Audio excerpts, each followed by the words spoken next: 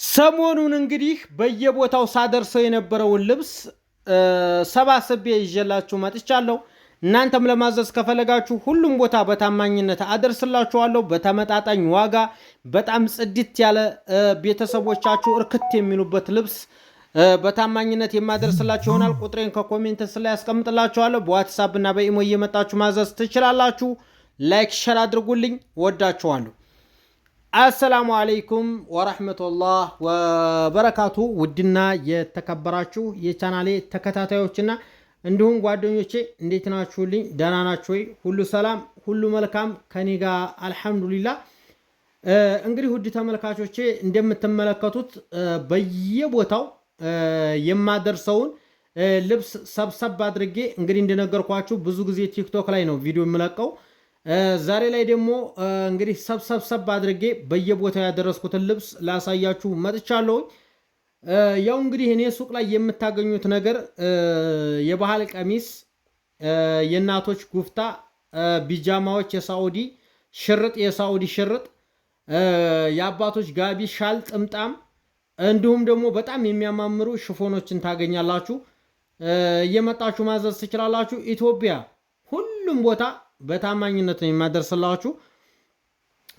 እንግዲህ እንደምትመለከቱት ይሄ ሽርጥ በየቦታው የሚያዙኝ ወንድሞቼ እህቶቼ በስነ ስርዓት አድርስ የሚሉኝ ቦታ የማደርሰውን ልብስ ነው ማለት ነው ዛሬ ሰብስቤ የማሳያችሁ።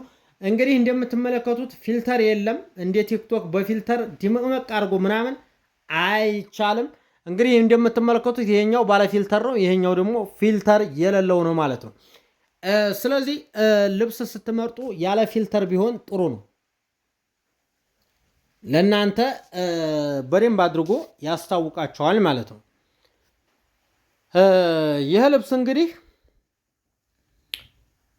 እንደነገርኳችሁ እኔ የምኖረው ሀገር ቤት ነው። መገኛዬ ወሎ ነው። ሰሜን ወሎ ውርጌሳ ነው ያለው ሱቄ። ነገር ግን እስከ ኦሮሞ ክልል፣ ስልጤ፣ ጉራጌ ክልል፣ አዲስ አበባ እንዲሁም ጎጃም ምድር፣ ጎንደር፣ ባህር ዳር ሁሉም ቦታ የሚቀረኝ ቦታ የለም። እኔም በታማኝነት ስለምሰራ ውድ የመዳም ቅመሞች ሁሉም ቦታ ስለሚያዙኝ እኔም በታማኝነት ስለማደርስ ሁል ጊዜም ደስተኛ ነኝ። ምክንያቱም ገንዘባቸውን አውጥተው አዘው ቤተሰቦቻቸው ሁሉ በጣም ሲደሰቱ በጣም የሚያምር ዕቃ ነው ይመጣልን ብለው ሲሏችሁ እናንተም በጣም ስለምትደሰቱ እኔም በጣም ተቆጣጥሬ በጣም የሚያምር ዕቃ ነው የምልከው። ገባችኋ? ነገር ግን ዕቃ አዛችሁ ቤተሰቦቻችሁ ጋር ከሄደ በኋላ ቤተሰቦቻችሁ ደውለው የማይሆን ልብስ ነው የላካችሁልን ምናምን ሲሏችሁ በጣም ነው ቄስማችሁ የሚሰበረው። ምክንያቱም ገንዘባችሁን አውጥታችሁ ስለሆነ የምትገዙት ማለት ነው። እኔ ደግሞ እንደራሴ አድርጌ የባህል ቀሚስ እንኳን ሸማኔው ሲሰራ ጥቅጥቅ አንድ ክፍተት እንዳይኖራት ምናምን ብዬ ነው በጥቅጥቅ ነው የማሰራው። እኔ ተቆጣጥሬ ልክ እንደራሴ እንደምገዛው አድርጌ ነው የማሰራውና ጥሩ ነገር ስታዙ ጥሩ ነገር ስታደርሱ ለኛ ነው ጥቅሙ።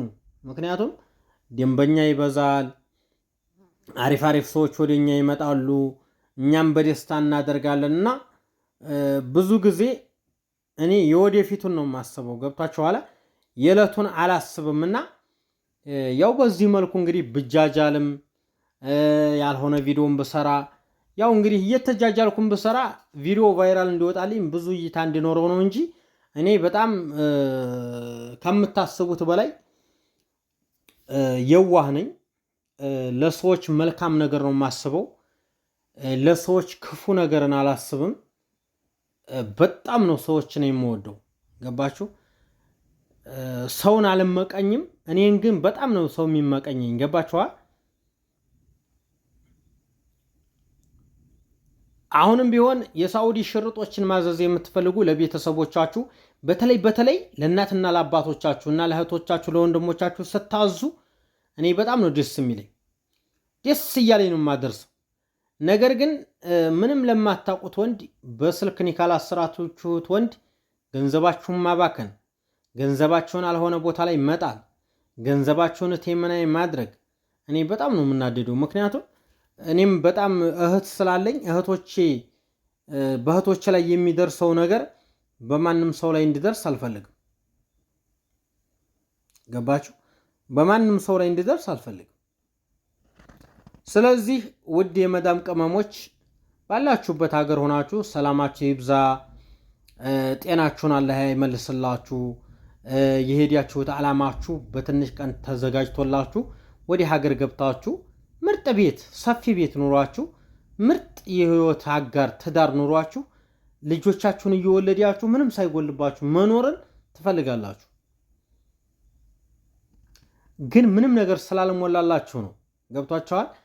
ስላልሞላላችሁ ብቻ ነው በውጭ ሀገር የምትንከራተቱት እንጂ ውጭ ሀገር የመኖር እንትን ኑሮባችሁ አይደለም እኮ። ገባችሁ አይደለ? ስለዚህ በጣም ነው የምወዳችሁ። በእናንተ ላይ ነው ይሄ ሱቅ የተከፈተው። ባይዘው ወይ ምንም ብትሉት ምንም በእናንተ ላይ ነው።